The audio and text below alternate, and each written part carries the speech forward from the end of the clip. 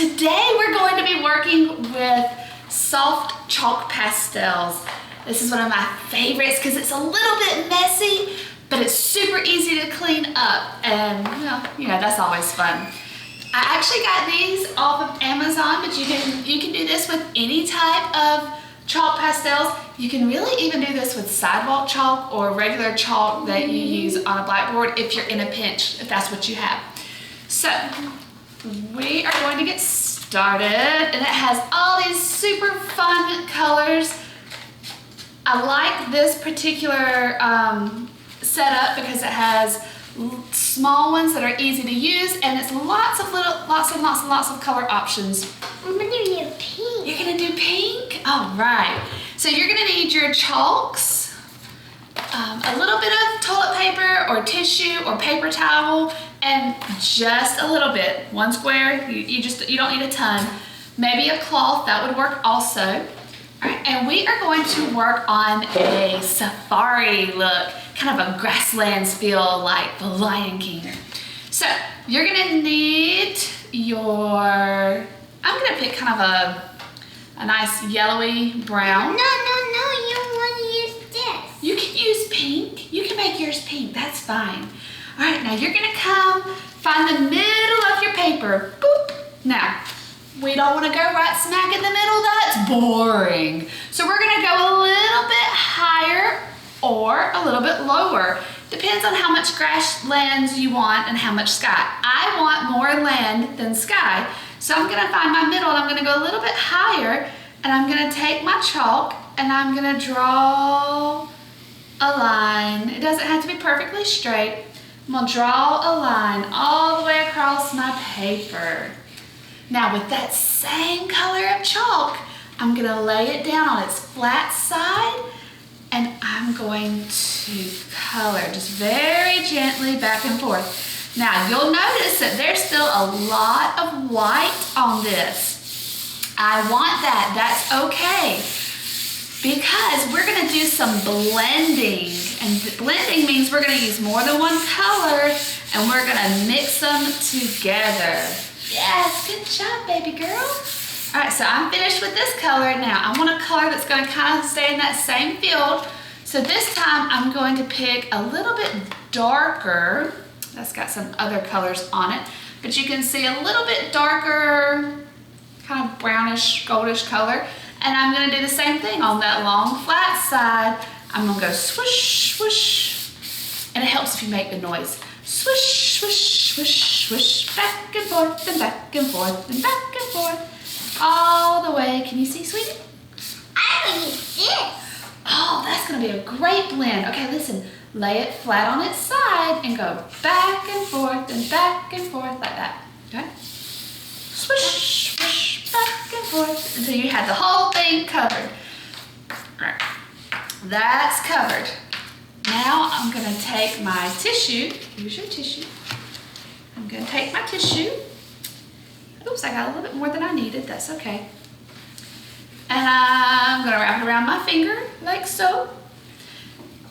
And then I'm going to very gently go back and forth and back and forth and back and forth. And now I'm blending my pastels together. The more I rub it, the more it blends. So if you want to see, like if you want to get rid of that hard line where we did our horizon line, then you need to rub a lot right there. If you still want to see some of your lines, and that's okay too, then don't rub quite as hard. I don't know why I have Christmas stuck in my head, but there you go. All right, good job. You can also just use your finger. Like I said, this does get a little messy. The oils on your finger will help it blend. I like to use a tissue because I think it smooths it a little bit better. Okay, let's do your sky next. So let's pick a good sky color. Same process. I'm going to use orange. An orange sky? I love it. I'm going to use a light blue, and the same process up here where it's white, we're just going to go back and forth and back and forth and back and forth and back and forth. Mama, I want you to help me. You got it, girl.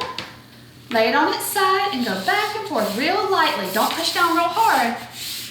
All right, and now I want to put a few clouds in my sky, so I'm going to get my white. Now this time, I'm not going to go back and forth. I'm going to use the tip of my pastel. I will use these. Oh, that's a great color. And I'm just going to kind of do long little oval-y looking things. Now, they may not show up quite as well as you would like, but that's okay because remember, we're going to blend. Now, one thing I want to tell you, the horizon line is in the distance. It's way far out there when you're looking. So, the closer we get to that horizon line, the smaller our clouds need to be. So, that's a teeny tiny cloud. That's a teeny tiny cloud. Little bitty teeny tiny clouds, right? And then the closer to the top of our paper is the closer to us, the foreground, the bigger our clouds are gonna be. So this one's gonna be super big because it's really close up. And that gives some depth to our paper. Mama. Perfect. All right, so then take your tissue and then very lightly go back over. Make sure you don't want to push real hard over your clouds because if you do, then they'll completely disappear. We don't want them to completely disappear. One thing I always tell my students, nothing in nature is just one color. Everything is a blend of colors. So you always want to try to use more than one color.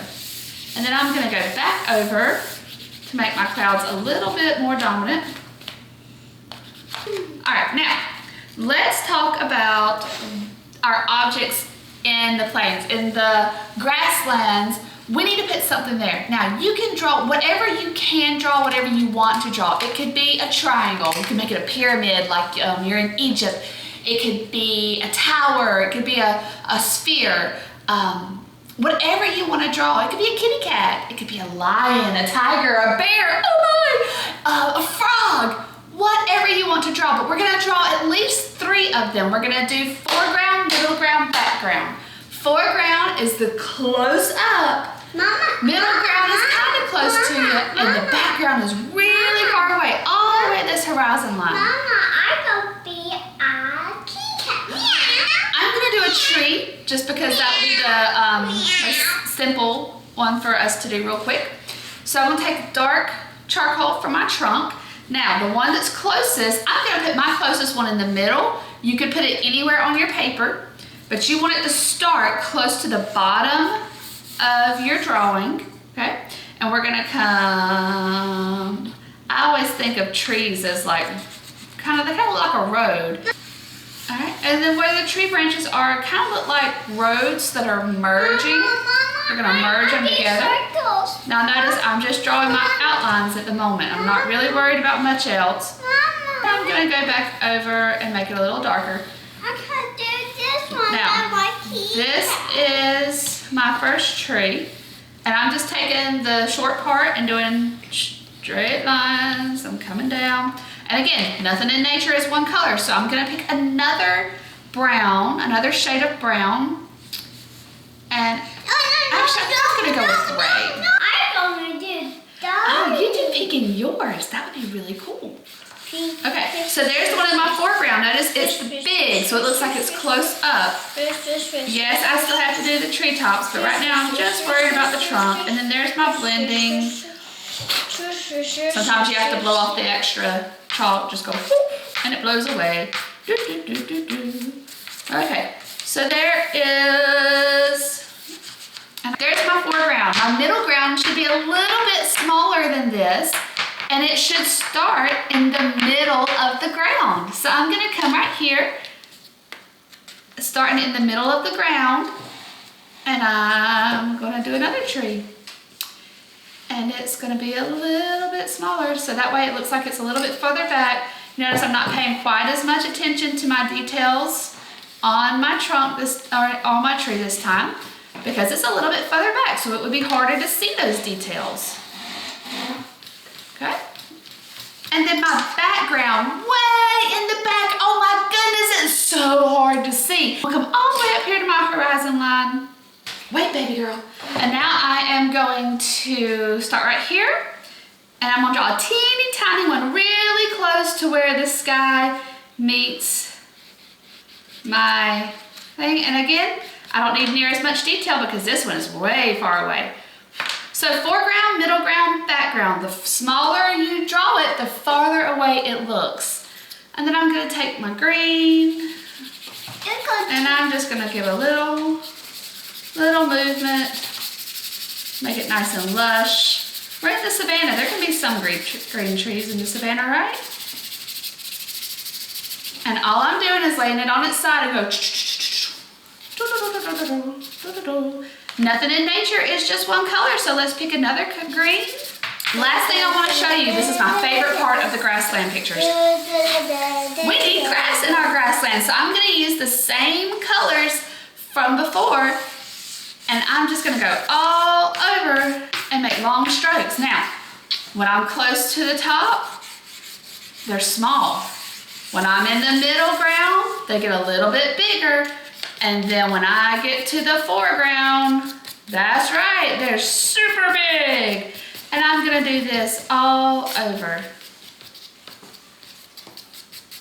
If you'll do this all over your paper, and let it take over some of your trees, because remember your trees are further back. They're in the grass, they're not on top of the grass. So there's one. Now I'm gonna pick another color. This time I'm gonna do kind of a greenish color. Like a nice olive green. And again, you can do whatever colors you want to. She's doing purple and pink. Yes, I love it. You can do realistic colors. You can do fun fantasy colors. It's your artwork, so it doesn't matter. It's whatever you want it to be. And you're gonna draw these all over. Now we're using the short edge and we're doing hard, quick lines.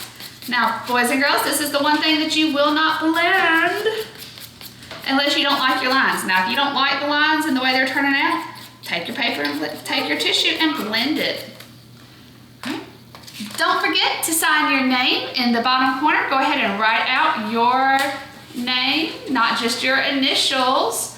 And I always like to put the year so I can remember when I did it. Now, chalk will smudge and smear. Yes, we have it all over us, right? To keep it from smearing, you can use clear acrylic in the spray can. You can also use hairspray if you don't have clear acrylic, although this does work better. Well, I hope you've enjoyed our art class today. Join us next time with the At-Home Artist. We have more fun things for you guys to check out. Make sure you like and share our page. See you later.